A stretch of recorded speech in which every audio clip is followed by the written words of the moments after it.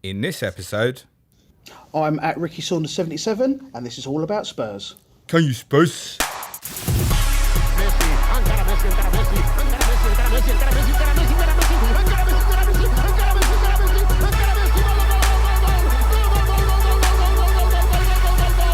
The Fantasy Football Show.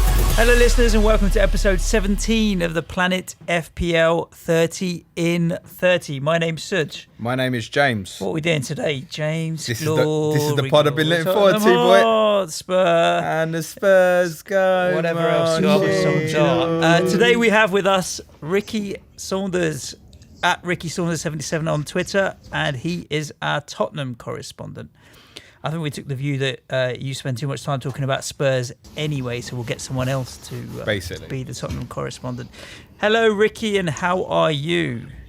I'm great, thank you. Suj, how are you, mate? Yeah, not bad at all. Just a bit of fixture fever this morning because obviously the Premier League fixtures were announced this morning. We are recording on the 13th, a few days early before this goes live. So just getting a feel for it. And obviously my West Ham got getting the opportunity to tear Man City a new bumhole on the first day of the season. So I'm looking forward to doing that. Nice, easy start. Yeah. Tell me about it. We got them game 2. Yeah, They're both fucked.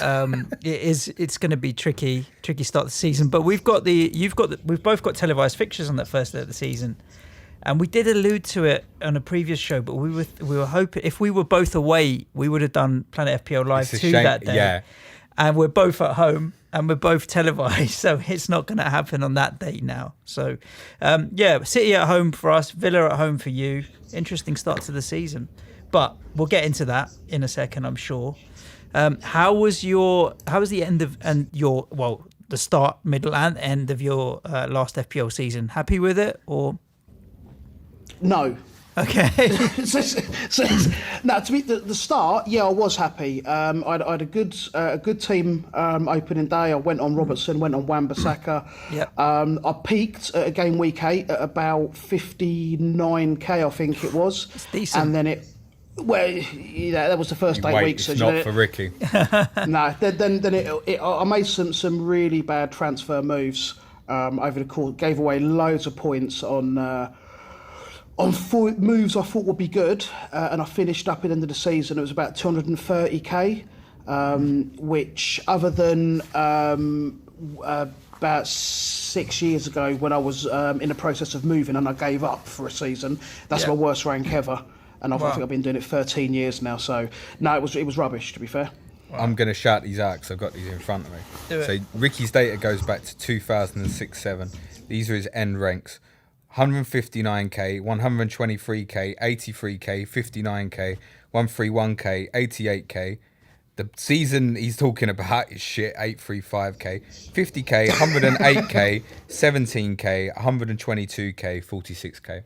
So there's one top 20 finish in there and 17k, and everything else is top 100 or either side of top 100k. So you're a serious player. Well, I think I put a lot of time into, or have done recently, last couple of seasons. So, I like to think I'm maybe slightly above average. Certainly not one of the elite players. Something I did notice when I was looking at my rank, for the last 9 years, I've alternated between outside top 100k and inside it. So I'm actually due for a top 100k next year. So fair play. If it was as easy as that, if it was just the law of averages. But obviously the game is getting harder year on year because of there's way more players than there ever has been at the moment. There's way more information available to people than there ever has been. And then obviously the teams, I think, in the league are getting closer. So there are way more upsets and underdogs beating big teams than ever before. So I think, it's getting tougher and tougher. Plus, obviously, the prices of players, juggling them around is becoming more difficult. I don't think I've ever seen someone's graphic of ranks as consistent in that, to the extent that you're basically in between 50k and 150k nearly every year. Mm-hmm. Do you think there's something you're missing, Ricky, that's stopping you from pushing on? You're obviously improving because every year it gets harder with more and more players. Yeah. So is there something you feel like you're missing in the FPL game at all? Definitely. It's that final push into the top or deep into the top 50k. So I achieved it one season at 17. But yeah, there's I think that's what separates the players like me, who, you know, we'd say a bit above average, we pay a bit of attention, and the real elite players who maybe for me it's, I don't know, it's spotting that player before he goes on a run, or not knee jerking so much. I did a lot of knee jerking this year, which really hurt my rank. But and what I've done in previous years as well is maybe make a transfer early to try and get that price rise. And what I mean, you guys have said it a lot, and other people on Twitter have said it. That 0.1 at the start of the week doesn't mean anything really compared to the information you get on a Friday evening or a Saturday morning. So I've done a lot of that maybe, which I think that's what separates us aspiring players to the true elites. I think this year it's something I really want to do is really fuck off the idea of early transfers and punt the value increase in them. No, in terms of make my decisions day before. Essentially, I mean, you can make your decision early. I think what the problem I get into is I make a decision on a Sunday, Monday, and if I'm not concerned about the midweek fixtures, I will do it then because of the value seeking. Yep. I'm less worried about doing that next year. I don't know if I am or not at the moment. I think it's always a season of two halves. In the early half of the seasons when you are trying to build up value, the second half of the seasons when you're not. But I feel like next season my whole approach to the game is going to be much more forward thinking and forward planning, looking at games in blocks of 5, and then rather than giving myself a lot of multiple choice options in terms of what to do with my transfers, it's going to be literally A or B, because I'll have pre-thought it out. At the end of the week, if this happens, this is going to happen, and if this happens, that's going to happen, and that's it. I'm really going to try and be much more simple in my decision making, so give myself fewer options. I think going back to the value, going back to like some of the stuff Paul highlighted in episode 2, which has really got people thinking. It has, isn't it?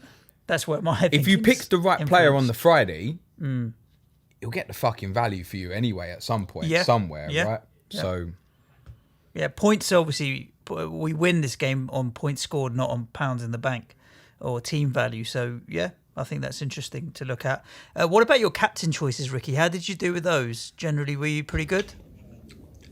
I had a couple of good ones over the course of the season. I had Hazard. I can't remember what week it was, but it was when he scored 20 points. Yeah. And I had him as a captain. Over the mostly, no. The captains weren't really a success. I think one of them, just to pick up on a point that, or the question James asked before, one of the things I seem to constantly do, and I know I shouldn't do it, but I do it, is I go for fixtures over form. Mm-hmm. And so I will pick my captain based on the best fixture, when I shouldn't really. And I think last season really highlighted that it was the form players as opposed to the fixture proof players that were really scoring the points. So no, I went for players at home to Cardiff and at home to West Ham, you know, the little teams, and it really didn't work out for me. Yeah. Would you say then, obviously last season you went fixtures over form, that's also a way of framing the eye test over stats debate as well, because if you're looking at fixtures, you're looking at kind of data on paper, and if you're looking at form, you're looking at I know some of the stats come into you can judge a player's form based on their stats, shots in the box or whatever it may be, but do you prefer eye test over stats? Yeah, I do. I've never really been one to look at the XG and things like that. I mean, probably because I don't really understand it too well. Same as me. But I know that a lot of people will pick their team based on XG and XA, and I prefer eye test myself. I like to see what a player's doing as opposed to, because stats can be very, very misleading. I think it was the stat I read yesterday was the last 13 weeks of the season. There was only 2 players that created more big chances than Mkhitaryan. Now, that on paper that sounds great, but in reality he did fuck all. Yeah, he's rubbish. Garbage. Well, I wouldn't say it's garbage, but that was a really surprising stat. Yeah, of course. Mkhitaryan's interesting one. I had him at the start of the season. No, we're not talking about Gooners today, mate. No. Stop with that. Honestly, it's not happening. I'm not allowing it. Just like the only thing I want to say in terms of going fixtures over form, I think, is it's the allure of going with the fixtures, because then you might hit someone before their form starts, right? Yeah. If you get on someone in the middle of their form, you feel like you've missed a bit of it. That always grates for me. Whereas I think you might be the same, Ricky. You go at the start of, you've been watching someone, you think, I've got a hard run, but when they hit that week, that's when I want to go in. And I think that's a common mistake I make. I did do that this season, and I got rid of Brooks and Aubameyang in game week 18. And I bought in Hazard and Ings, who I looked at the fixtures, and I don't know if you remember that game week, but that's the week that Brooks scored 15 and Aubameyang scored 13. Good lad. I went even better about 3 weeks later when I got rid of Sané and Son, and they got 13 apiece. Honestly, I stopped actually putting my transfers on Twitter because I didn't want anyone to copy me because they were that bad. Didn't want to inflict that pain on anyone. It was your triple captain this year, Rick. Do you know what? Actually, I'm now. Well, so I nailed it. I had Mane in game week 36, I think it was at Huddersfield. Exactly the same. Yeah, and he pulled out, was it 39 points? So that worked. And my bench boost was all right as well. I got about 27 points for all the players on my bench. So the chips worked out well, but the problem was this season everyone played. Obviously, you guys did the whole chunky chips pod, but it just seemed everyone played the same chips at the same time, and there was no real advantage because we all had the same players. And certainly in my mini league, by that point the damage was done, and I was too far behind anyway to make any difference. So it sounds like it just sounds like if you'd hit a couple of extra captains, and also got hadn't made a couple of transfers that were marginal, you could have ended up jumping a good 50,000, 60,000 places just off the back of the 2 transfers that you mentioned there, and chuck in an extra couple of captains. That's 60 points all of a sudden, and you're into the top 50k. Yeah, absolutely. The 2 transfers, say game week 18, I lost 18 points on transfers on what players would have scored to the players that I got in. And in week 21, it was 35 points. It was a 35-point swing in transfers. And that 57 points there is enough for probably 100,000 places, maybe. Definitely. Certainly the rank that I was. So, yeah, it was a bad season, but it was a couple of decisions that I know I need to do. But it's easy in hindsight, I suppose. Yeah, ifs and buts might be maybes. Can we talk about Spurs now? You can do whatever you like about Spurs. We're only going to talk about, obviously the fixtures have come out 3.5 hours ago, basically. Yep. We got a fixture special pod we're recording tomorrow. Tomorrow morning. That was released 2 days ago, which makes no sense. So we're just going to concentrate on obviously Spurs fixtures. What was your thoughts seeing them this morning, Ricky? Well, it's not the best start, if I'm being honest. I would have liked... in a way, I was quite pleased because we play all of the big teams away from home, I think, other than Chelsea, almost before Christmas. So we get kind of all them tough games out of the way. The run-in is really good. I think after Chelsea on the 22nd of February, we don't play another one of our top 4 rivals for the rest of the season. We still got to play United and Arsenal still after. Yeah, I knew you'd pick up on that. And I think we actually get to win the title against Arsenal at the Lane with about 3 games to go. Yeah, we're going to win it. Yeah, we ain't won it for 60 odd years. We're going to win it with 4 games to spare. 106 points. I thought our fans were delusional. No, don't worry. It's the hope. It's the hope that kills you. Yeah. In all seriousness, though, we need to get off to a flyer because we've got some really tough games. So I think it's going to be hard to build any momentum at the start of the season. They do come quite thick and fast. Sure. When you look at the top 2 in terms of Liverpool and City, and I know maybe we shouldn't talk about them because they're so far ahead to catch. But I had a look at the first 12 fixtures for the season, and both of them will win their first, or should win their first 11. So they'll be at 33 points, I think, after 11 games. Are they playing each other in the 12th game? 12th game they are, yeah. And after that, at that point, I think Spurs are going to be somewhere around 24, 25 points based on the fixtures you have. You have 6 really winnable games in the first 12, 4 others that you probably should win, but you end up drawing a couple of those. I mean, when the fixtures come out, I'm not bothered, personally. I don't think... the first thing I look for is what's first game, and then I look for when are we playing the Gooners. But we've got to play everyone twice. I don't buy into all that shit. I said to you off camera, Suj, we've had spells over the last few years where we've had 2 or 3 of the big 6 in a row. Yep. And we seem to have avoided that. It's a much better spread this year. And the one that highlights and stands out for me is them first 8 home games. All the way up to until we play Chelsea on the 21st December. The 8 home games are Villa, Newcastle, Palace, Southampton, Watford, Sheffield United, Bournemouth, Burnley. That's up to which date? That's up to the 21st of December is when we play That's Chelsea. pretty decent. So the first 8 home fixtures, I mean, we would look at that. Me and Ricky would look at that and go, that has to be at least 22 points out of 24. Yeah, 100%. From an FPL point of view, the fixtures don't put me off. You can say, oh yeah, it's City's second game and Arsenal fourth game, and obviously they're both away, but that wouldn't put me off from investing in Spurs players. That's the key thing, I think, to highlight. Yeah. I agree with you. These teams were playing away from home. They're tough games, but we've got the ability to go away and not only beat these teams, but certainly score goals as well. Maybe not from too much from a clean sheet perspective, but we can go away and score against anybody. So no, I agree with James. I'm more encouraged from an FPL point of view because those home fixtures are so winnable, and you can see plenty of goals in those games as well.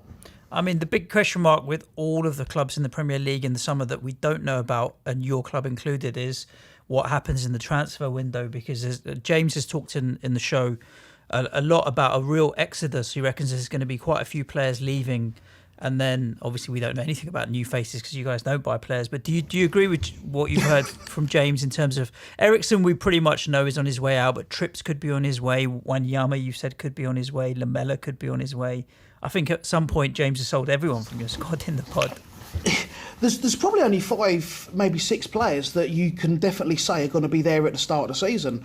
I said to James the other night in a message, at the minute I can only tell you that it's going to be Vertonghen in our back line, obviously Hugo in goal as well, but all of our defenders seem to be not up for sale, but they will go for the right price. Danny Rose, we don't know. From what he's saying, he wants to stay. He's happy to be a bit part player. I don't think Ben Davies is going to go anywhere, but Trippier, he's looking like he's going to go. Alderweireld, and he actually come out and said he's looking at staying, but that could be paper talk, But no, I don't know what the back line's going to look like. We've been linked with every midfielder going. So I don't even know what the midfield will look like, because if we've got to sign all of these players, is Sissoko going to get in? Is Harry Winks going to get in? I think there's only, say, 5 or 6 players you can say are definitely going to be in that team, or even at the club at the moment from what would be our first choice 11. With that in mind, Ricky, let me give you a team, right? It's Villa at home, August the 10th, opening day. We're lining up in a 4-2-3-1. It's Loris, right, Walker-Peters, Sanchez, Vertonghen, Davis, Winks, Sissoko, Ali, Son, Moura and Kane. How do you feel? So we're not buying anybody there. No, look, if that was the team, that team has won as many games, or combinations with those players in it. I'm not convinced. Well, I don't think Poch is convinced by Walker-Peters. There was times this season when he could have played him, and he actually put Foyth in that position instead, who's not a right back. Yeah. So I don't think Walker-Peters is going to get too near that team, if I'm being honest. But other than that, look, that's a really good team, and it's an effective team. And I wouldn't be happy, but that's a team that can go and win against most teams in the Premier League, without too much of a problem. It's a team that most of those players will have been with each other for more than 2 seasons, and I think that counts for a lot. Stability does count for a lot. So I feel like it's one of those teams that could be a flash. It could have a 1 season really great season because they've all played well with each other, but it's not long-term building, is it? Are we programmed, Ricky, just to accept that we might not fucking buy players ever? Yeah, look, until we stand in there with Poch holding a scarf, I say I'm not too bothered. Look, I really think we will sign somebody. We've got to sign somebody, but I'm not expecting the 5 or 6 or 7 players we've been linked with. I reckon a couple of additions, because that's not Poch's style either. If we do a root and branch change, we bring in 4, 5, 6 players, we get rid of 4, 5, 6 players. What you said is about stability. That goes out the window, because something that has carried us through for the last couple of seasons is that team is settled. It's grown up together. It knows everyone else's game inside out. And if we're going to mix it up with 3 or 4 different players come game week 1, there's not a lot of time to get used to anybody. Poch likes to do his business early, so that the team have got a pre-season to play together, to get to know each other. If we start signing players towards the start of August, they may not even get in the team on game week 1, let alone anything else. It was massive advantages in the 16-17 season. He got Alderweireld and Wanyama through the door, his main 2 targets, quite early. I think even that summer it didn't work out. Janssen was bought very early as well. We're certainly 100% targeting a top midfield player. There's some silly attacking numbers. midfielder. Central midfielder. See, Ali can kind of cover Eriksen's position in terms of goal contributions if he's going to play there, but not the assist contribution. Central midfield is a massive problem. I think the 2 areas is obviously assuming Eriksen moves on, his assists for the likes of Harry Kane. You need someone that can be that creative force. And if Harry Kane was to get injured, Son plays as a striker. I suppose he is a striker for all intents and purposes, but you don't have another 10, 15 goal a season player up front because Toilet and Janssen definitely aren't those guys. And Harry Kane, you'll get. I'm confident you'll get 25 games out of a season, 25 games next season, league games out of him. But if you ask me to nail down 35, I would say no, because he has had his odd injury problems. But even that setup of that 11 that I give you, you're still looking at if we start with Winks and Sissoko, we go, all right, that's the best 2 we've got at the moment. They're not bad and then players, they're good players. That's got Moura and Son in the team. Yeah, Ali back close in a position where he's effective with Kane. It's not that bad. I think those of us who go regularly, like me and Ricky, we're just kind of programmed now to accept that we can't control the external factors. I don't know if it's part because we've had to suffer fucking Wembley for 21 months. Matters think, oh, we ain't even got a home. Like, who's thinking about buying players? So the revenue that's come in through this Champions League run is unbelievable as well. Like, I think we earned 80 million through the Champions League this year. Nice. So that's money that was probably, the fact that we got as far as we did probably wasn't factored into. That's possibly a new 40 million player. So I think we'll definitely sell. When I said I think there'll be exoduses with Spurs, I'm talking about generally the players on the fringes who you can't see getting back in. Llorente's, Janssens, Wanyamas, these kind of guys who are on the fringes of it. That's more the clear out I see. But then you still need a squad. You need depth. So you can't have a good 11 and get rid of the number 12 to 25 in your squad. But then you've always got youth coming through as well at Spurs, which is people like Oliver Skip, Juan Foyt, Kyle Walker-Peters, who we've mentioned, and there'll be other lads coming through as well. I think George Marsh signed the contract the other day, so he's going to be there for a couple more seasons. I think that was the first 11. Is for me, it's as good as any other than the top 2. When I've been worried at points this season, when I looked on the bench and I thought, if we need to change something other than Llorente, where's that goal going to come from? That bit of inspiration. There seems to be a lack of quality on the bench. And we're not a team like Man City that can throw big money at players and that will keep them happy enough to be on the bench. So that these guys are going to have to come in and accept they're going to play a big part. And that's why I think we've struggled to get not replacement of Kane, someone to play alongside Kane or to be a backup to Kane. Players are going to struggle, certainly before last season, to come to Tottenham knowing that they're not going to play every game, and so we've struggled to get them elite players, for that reason as well as any other. I don't think that a wage structure has helped. That's something I think that is going to change this season. But are we going to go out and spend 60, 70 million on a player? We've never done that before. I'm seeing all these reports. You mentioned the wage structure, Ricky. I think that's a massively crucial point in the success under Pochettino, is the fact that it's not gone up as quickly as people would like. If you compare it to when we spoke sort of like with Adam and Gary about the destabilising effect of the wages of people like Ozil and Alexis Sanchez have had on those clubs, and the fact that nobody can come into Spurs and earn a higher wage than Harry Kane. Yeah. So they're all going to go up. Once Harry goes up, the rest can continuously think about going up. And that part of it, I know Levy gets massive criticism because he's a stingy bastard, but he's got it on a fucking well-oiled machine. There's a plan in place. With wages, it's not the money that's the issue, it's the external impact that it has and the pressure it puts on and what have you, which I couldn't agree more with. Yeah. What about... I don't know if I want to raise it, but go on. You mentioned it at the end of your one-man show from Madrid, and you said that that the haters are going to come at you with the criticism of you haven't won a trophy. Mention it. But what? So What would you take the FA Cup or League Cup and outside the top 4 finish next season? No. Where does not now having a trophy on the board now? How important is it, or is it top 4 and it's consistency? It's important externally, but the game's changed. Do you know what? I listen to Pochettino's words. He's the one who runs the ship, and it's on him. So when he picked the team at Palace in the 4th round of Cup, and I saw the team and I fucking laughed my head off because I went, well, we're out. Because, and he said afterwards, he said, we need to stop worrying about these cups, the League Cup and the FA Cup. If we win one, great, but the priority has to be to go to the bigger prizes. Now, we're sitting there and we're going, well, Poch, we ain't winning the Premier League, we ain't winning the fucking Champions League, so what are you talking about? We need to win a trophy. We were close, right? Yeah.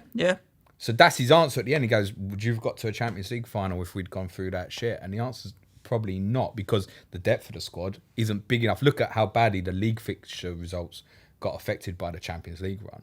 The squad currently is such a disparity between the first 11 and what's behind it. The quality and depth is not good enough. Mm-hmm. And he recognises that. And yes, we'd love to win a trophy if we get to, we lost to Chelsea in the semi-finals of the League Cup on pens, right? Mm-hmm. He picked a strong team. It didn't help we went to Stamford Bridge. We had no Son, no Kane, Moura on one leg as a substitute. Well, we had half a team out. Yeah. But if he gets to a final or in the semi-final, he'll pick his strongest team. It's just not his priority. He perceives the status of the club, Pochettino, as being bigger. He wants it to be a massive club in world football. He recognises the fact that, yes, a glory trophy will be great, and we obviously desperately want that, but his priorities are the long-term effects of the football club, and a individual trophy like the League Cup is not going to change the long-term future of the football club. I think getting to the Champions League final will do more for the global recognition of Spurs and players wanting to come than an FA Cup win. So I think, if you're looking at players wherever they may be in the world, they'll be like, okay, Champions League finalists, I want to join them. Whereas FA Cup winners doesn't have the same. It's not just that, is it? It's the reward. So if you win the FA Cup, if you're Everton, for example, your reward for winning the FA Cup is to get in Europa League. Right, so there's no reward on the end.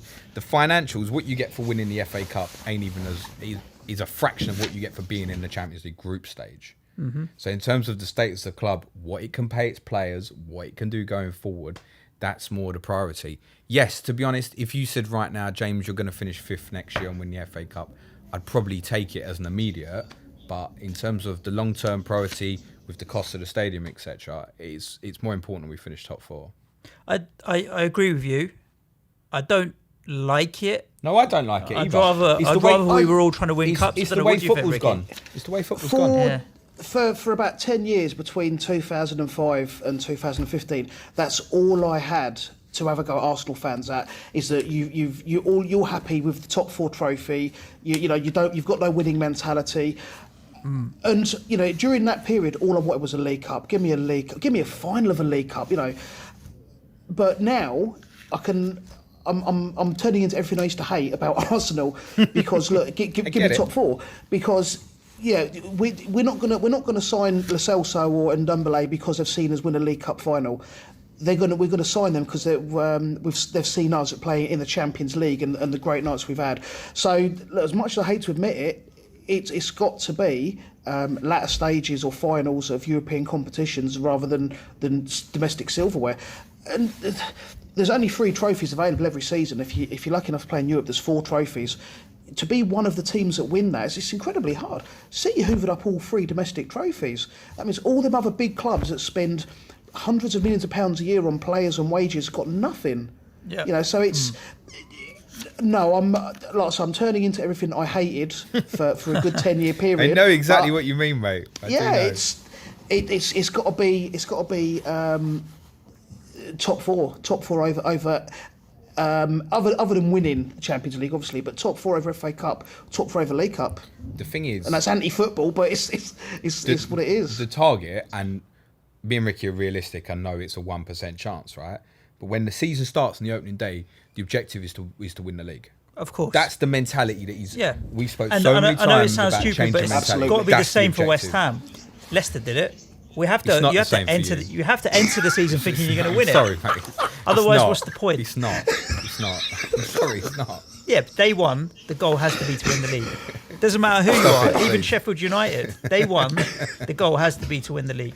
It's not, is it? If you offer a Sheffield United fan now 17th, he's going to fucking take it, yeah, mate. But that's a completely different point. Day one, when you enter the competition, what's the point? You have to hope that your goal is to win it. No, it's not. Look at all these teams in the FA Cup. All these teams really annoys me every year. These mid-table teams every year go in the FA Cup, and they'll play a League One team in the third round. They put their kids out and they get beat. It really annoys me. Yeah, so their goal is not to win it at that point. Their goal is to stay in the Premier League. For a lot of teams in this club, in this country, you said it so many times. You said it on day one. You talk, every time you mention David Moyes, you say this. Oh, I like the stability of David Moyes. Don't like yo-yo. Yeah. You just want to stay. Yeah, but that's completely different. That's a completely different point. Stability to yo-yoing, I'd take stability every time. But when you enter the competition, when you enter a competition on day one, you have to have the mindset of we want to win the league. Yes. Now the probabilities, like you said, for us, said 1%, not for you, is minuscule. Of course, the probability. But what was the probability for Leicester? Fucking 1 to 1,000. 5,000 to 1. Right? Exactly. Yeah, exactly. But they did it. Yeah. And if they didn't have the mindset of we're going to try and win it, you're never going to win it. So we do have to enter the league. Now, I'm fully realistic. It ain't going to be a zero chance. Yeah, even October, November, they were still going, oh, this is good. This is fun. Yeah, Gary Lineker had to do fucking match of the day in his It got to boxes, about mate. February, and then everyone was like, oh, right, there's not long to go, and they're still top. Yeah. So, yeah. But if you don't enter at the start of the season thinking we want to win every game, what's the point? Well, of course, no one goes into any game of football not aiming to win it. I'm saying different teams have got different objectives. What I'm saying, for example, right now is for the 4 clubs behind City and Liverpool, no matter what you think of them, on the first day of next season, their objective should be to try and win the title. Yeah. For the clubs behind, like Everton, Wolves, yourselves, Leicester, the objective has to just be get in that top 6. Once you're in it, at that point you can start thinking, oh, can we do the top 4? And for everybody else behind, it's just staying in it is the first objective. Because if you look at Everton years ago, they broke in and then they disappeared again. It's like the consistency. Like you had it as well, but now it takes a few seasons of consistency before you can say the top 4 turned into the top 6 when Tottenham and what have you became a part of it. And City, really. It was Tottenham and City that broke the Chelsea, Arsenal, Man United, Liverpool top 4 originally. But you wouldn't say it after one season. It's like 2 or 3 consistent seasons of Champions League football before you say that they're broken into that. Ricky, tell me if I'm wrong, but like for us, the difference with us and the other teams in the top 6 is like our mentality's had such a shift to the point that even at the start of this season, the idea of being a Champions League final was not even a dream. I'd never even dreamed of it. So all we'd have dreamed of 5-10 years ago is exactly what you said, winning a cup. And Pochettino shifted our mentality. That's the biggest point that I want to get across. Absolutely. You get into a League Cup final, maybe an FA Cup again, getting into Europe. It's not that long ago. It was massive. We weren't even in the UEFA Cup, so getting into it was a massive. But no, Poch, and it's not just Poch as well. I've got to give Levy some credit, because Levy has changed the stature of the club through the training ground, through the stadium. He wants the club to do statement things, like the training ground. So Levy, from the ground up, is building a club of immense stature, and we have gone along with that way of thinking.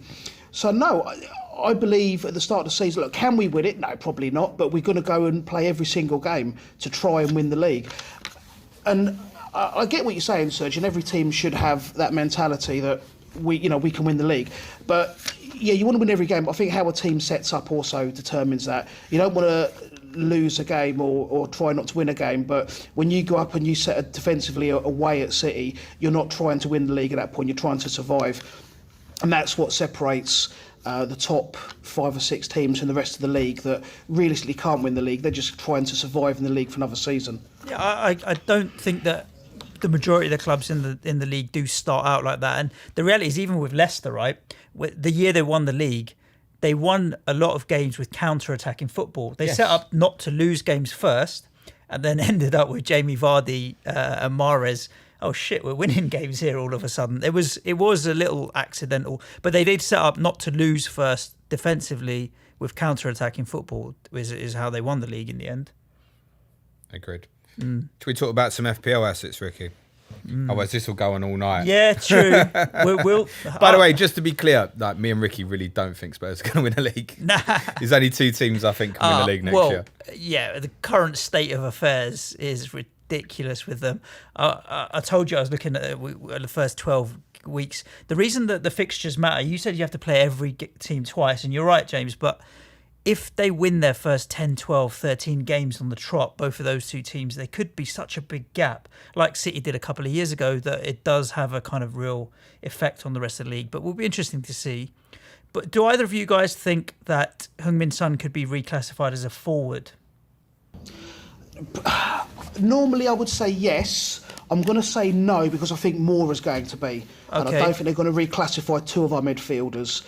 But if Moura wasn't there, then yeah, absolutely I do. Well, James? I'm really not sure, to be honest. I would have said Son really over don't know. Moura would have got reclassified as a forward. I think there's a chance that both of them could, and I think there's a chance that neither of them will. I think the reason why I think Moura is because he started the season as a centre forward and he finished the season as a centre forward. I mean, he wasn't used. He didn't start as many games in the middle, but he just the majority of I think the times he started up front, or he came on and played up front. He didn't really play anywhere else in large bulks. There's no doubt Son will end up being more expensive this season than he was last season, because it's now 2 consecutively good FPL seasons that he's had. His points per minutes played has always been really, really good. So you'd see him starting at 9 million, right? 9.5. Yeah, in that area, similar to what we said about Pogba. And based on what you're saying, Ricky, you'd consider him an OOP. He'd be a midfielder playing as a striker, really. Yeah, if he's in midfield, if he's still a midfielder, absolutely. I think Son is probably, because I think we can assume Eriksen's going to go, so I think Son will be our most expensive midfielder. I see Ali dropping to probably around about 8.5, and Son being 8.5 at least, if not 9. Yeah, I think Sonny would be 9. I think Lucas, what do you think, Lucas? What, he started this season, was it 7 I think he started at? Have I got that right? It's either 7 or 7.5. Yeah, 7. It was cheap, yeah. I don't think he's going to rise too much because he is still he's not a first team player, or not seen as a first team player. He probably will be if Eriksen goes, but I don't think they take that into account when they do the prices. So I don't see him in more than 8, maybe 7.5 if we're really lucky, but probably 8. And if he's reclassified as well, he can't go any more than that because then he's going to the more elite strikers. I think if he's forward, he stays 7. Yeah, if he's a midfielder, he'll go up to 8. Forwards, Do you he think won't that go more high? than 7. I can't see that. Well, I don't think for the impact that he had, he did score quite a few goals. I mean, maybe I'm mixing up the European goals, the league goals, but he did have quite a big impact. I don't think $1 million is maybe that far out of reach, $1 million price rise. I just think there's so many we expect to rise in price this year. I don't really feel like he's one. I mean, the 10 league goals, again, it's not a number to be sniffed at, but I don't see that being enough to justify £1 million rise for him. I think if he's a midfielder, it'd be 7 again, or 7.5. And I think if he's a forward, I think he would stay at 7. And he's one as a wait and watch. Sonny's the more interesting one in terms of the explosiveness, isn't it? I think there's a chance if he's a forward, he might come in at sort of 8.5, which might be interesting. A little bit like Hotter might just be the right way to go in expense of Jimenez's price this year. I think if Son is a forward, then why would you want to have Kane? Well, no, that's an interesting question, Ricky. Yeah, because I think Kane's going to drop in price, and Kane's going to come in at probably a 12 or 11.5. And if you can get Son, who essentially plays just off Kane or sometimes even ahead of him, for like 3 million less, I'm not sure Kane's going to be highly owned if Son is that lowly priced. It does push Kane then into potential differential territory, and if Harry Kane is 11.5, I fucking guarantee you he will be in my team next season. If he's 11.5 with those home games, all day long. Well, the only thing with Kane is he doesn't score more goals at home than he does away. When they come, they just come, right? Yeah. He's not bothered. I don't even see Kane's price dropping, to be honest. I think it'd be the same 12.5. I don't think it will myself, but only because he's had a patchy season. He hasn't scored as many goals and he's been in and out of the side. But I wouldn't be if they kept him at 12.5, it's certainly not a surprise. But if they're gonna, they could potentially shave off $500,000 from him. Moving backwards a little bit defensively, fullbacks at Spurs generally always decent, but just rotated a lot. So you'd have any of the Ben Davies, Danny Rose when they play, they always are popping up with assists. Trippier's great for FPL. But just the rotation is irritating. I actually think Lloris had a really good season, and if he's $500,000 to $1 million cheaper than Alisson and Ederson, potentially an option. But I think you would need to get another centre back if Alderweireld leaves.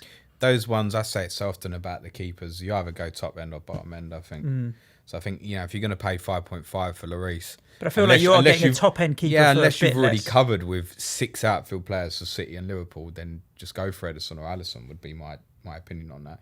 Lloris had quite a good season because he had far too much to fucking do last year.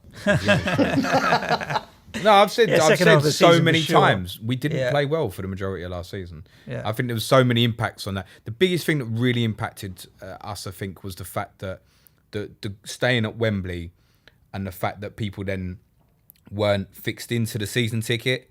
So I don't know if people know this. I've probably spoken about it before, but you had to buy a ticket for every individual game. So essentially, we started last season basically with no season ticket holders. Yeah. Whereas you've got what, 45, 50,000? Yeah, pretty much the majority of stadiums. So we've got this 90,000 ground to fill, and we've got nobody filling it. Essentially, nobody's fixing to go, and everybody's sick of the place already. So there was a massive drop off in attendances, and it really hit people. Because don't forget, obviously, this time last year when the fixtures come out, there was the announcement, right, the first game's going to be at Wembley, but your second game's going to be at Spurs, and it just kept dragging and dragging and dragging. What did it bottom out at? Like 20,000? No, it never got lower than 30 for a league game. Right, okay. Yeah, there was some of the cup games were quite badly attended, but now the league, 33, 30, about I think Southampton over the midweek night was about 31. I think that was as bad as it got. Yeah. What do you think of the new place, mate? I'm in love. That was a very softball question in that. What else can you say other than it's a big, shiny... Well, nice do you know house? what? Yeah, it is big and shiny, and it looks lovely. Something that I noticed, it was after the Huddersfield game, because I went to the Palace game, but it was because it was a late kick-off. We got out of there pretty smartish. But after the Huddersfield game, we had more chance to have a look around. And so we walked around the ground, and where me and my mate is, we're right on the 5th tier, so we've got a hell of a climb. I've made a walk around there and got another pint. There was a live musician. I thought that's nice. And we walked around the ground and we went down to the bottom, and there was a live band. I thought, this is fantastic. And the goal line bar was like a 1 in 1 out situation. This is still an hour and a half after the kickoff, after the final whistle, and it's a destination more than anything else. And I've never seen anything like it at a football ground anywhere in the country where so many people will stay so long after a football match. They don't want to go home.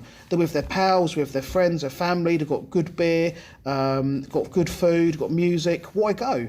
And more than anything else, it's building camaraderie, and also it's just lining the club's pockets.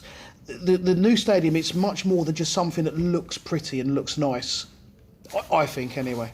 But I'm, from the concession point of view, Levy's absolutely nailed it in terms of destination trademark is what we call it, like, because that's what you're not coming to White Hart Lane, you're coming to the destination. Spend your day in the club shop, come early, have food, stay, have beer afterwards. He's not overpricing things. Like, the beer's quite relatively cheap. It's the same as London anyway, right? Yeah, so, it's and two major benefits as well, which are keeping people in that ground. One, it's a fucking hard place to get away from. Yep. And two, sorry, a lot of people won't like this, but the majority of pubs in Tottenham are shit. For now, So they'll start getting better slowly and surely. We have the concourse around the London Stadium, and you do get a band at a couple of spots around there, create a bit of a vibe. But normally, when I'm with my kids, I want to get out there as quick as I can, so don't stick around too long. But I do see what you're saying. It does create that little bit of buzz after the game. It's nice when you're winning. In the goal line bar, there was about 4,000 people in the bar, and it's a massive big open space, and it was just singing, it was everything. And this is an hour and a half after the game. And we're only playing Huddersfield. It wasn't like it was a London derby or anything like that. It was a game we knew we were going to win before we started, and it was a very routine victory. But still, the atmosphere an hour and a half later was just unbelievable. How many were in there on the day that we came to your place and beat you 1-0 an hour and a half after the game? I just had to. All right, rewind. We'll leave that one out. This fucking dickhead, Ricky. What is he doing? This is his life. Oh, yeah, you have to win. All he mentions is one game. That's all he talks about. Yeah. I'll take it. That, Get up and do the fucking Antonio dance then. That's what the YouTubers want to see. If we get, I don't know, what, 10,000 views on this? 10,000 views on this podcast, and you'll do I'll do the Antonio dance. 10,000 on the YouTube. Yeah, I know. We don't even get a couple hundred, mate. So we get that regular, Rick. He's going to. I'm promoting the fuck out of this. Trust me, this is going everywhere. That's my plan. That's the marketing genius behind it. Ricky, before we let you go, starting next season for the FPL players, rather than just getting sidetracked on Spurs, who's top targets for you next season? Let's assume at this stage, obviously, the squad is the same. For Tottenham, if the squad is the same and there's no repositions, Son I think is a must.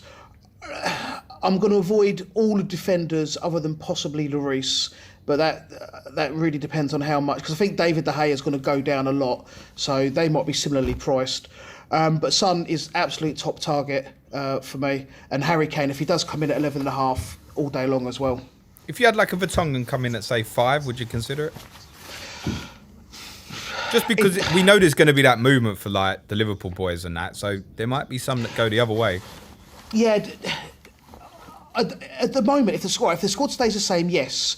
But as I said to you the other day, I think that Vertonghen could be the only one that's left. So I don't know what the rest of the defence is going to look like. We got Davinson Sanchez. I love Dave. Davinson will stay. Top boy, and Dave. You know what? If I knew he was going to play, Danny Rose. Mm-hmm. Yeah. I think Danny Rose could be great value if he's going to play, but he's rotated too much. The fullbacks could be such FPL Spurs, but you just worry about it from week in, week out. Yeah. Right? And quite often as well, because of the problem we've had with squad depth, these guys have even been coming on for 5-minute cameos and stuff at one point. You just couldn't go near them. No. Danny Rose would be the best of the bunch if he was going to play every week. Absolutely. Just sign Danny Rose and Ben Davis, and then you're guaranteed, aren't you? No, because you get a fucking cameo. 1 minute appearance. You're still fucked, mate. Yeah. I wouldn't disagree. The only thing I would add, I do think Dele Alli will have a much better season next year. Yeah. And I think there is a point where his price could drop off and be very... I mean, if it drops and he's 7.5 or something, you've got to think again, haven't you? Yeah. If he goes to 7.5, I'm having him. But I think Dele Alli's more likely 8.5. I can't see him dropping that much. I agree. But no, 7.5, wow. I think you're going to see a player that's owned by probably about 75% of the game. I think he'll play higher up next year. And I think he'll be more involved. I think there'll be a movement more towards a front three, particularly if we strengthen in the midfield areas. And I think Ali will be one of the three rather than the midfield three. I think they've really tried it this year. I say it so often. He's a better player without the ball.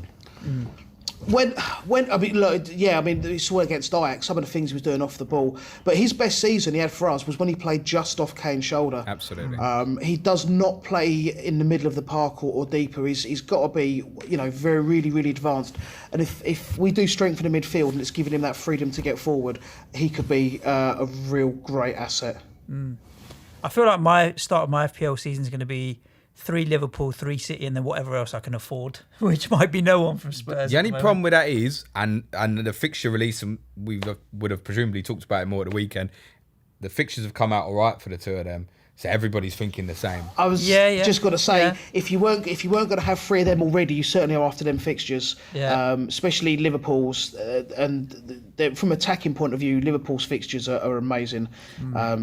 So I can't see anybody not having 3 of each. The greatest challenge is obviously going that way. It will make it very difficult to fit in Spurs players and the other others players. from the top 6. It's whatever else I can afford. Take what I can basically afford. just going to pick 6 players. 6 players and be done with it. And 9 whatever you can afford. Yeah. That's my strategy at the moment. Let's see. I can't wait to see your team on My the opening fast day. draft one. With Salah, Mane, Robertson. Yeah. And then you go, oh, fuck, I ain't got TAA either. What am I doing? Oh, dear. Interesting. Ricky, pleasure, mate. I'll see you for a beer soon, pal. Yes. Yeah. Thank you very much, guys. It's been an absolute honour. Yeah, make sure we'd love to have you at Planet FPL Live too when it happens as well. So you're in and around where we are in London. So great to get you down to that. Just next time, just don't book it on the same day. It's my mini league awards end of award party. So do it at Planet FPL Live, mate. You picked that over us. It was booked in a year in advance, to be fair. So yeah. Did you win it? No, I can't. You weren't picking up fuck all anyway. Oh. We had a microphone ready, a stage ready. We had everything ready at Planet FPL Live for you to use for your award ceremony. Same time next year. I'm there for the next one, absolutely guaranteed. Magnificent. Good lad. Listen, thank you again for the articles you've written throughout the season and the interaction on Twitter and what have you. We're looking forward to kind of hearing more about it next season. Spurs being a difficult one because obviously we've got James here, so we talk about them plenty. But it's always good to get a second opinion and perspective and what have you. So really do appreciate all of that hard work as well. No problem at all. Hopefully I can pick up on one of the few things that James doesn't mention and write about it. Yeah, it's hard knowing what to say because he says it all already. Oh, I love you, mate. Where can they find you on Twitter? I am Ricky Saunders 77. There's no kind of FPL or anything like that. Just Ricky Saunders 77. And yeah, I tweet about football and Tottenham, and mainly Tottenham to be fair. But obviously in the season it'll be FPL related stuff as well. Good Fantastic. stuff. Thanks, mate. Anything else to add, James? Ciao for now. Cue music, man, child. Bye.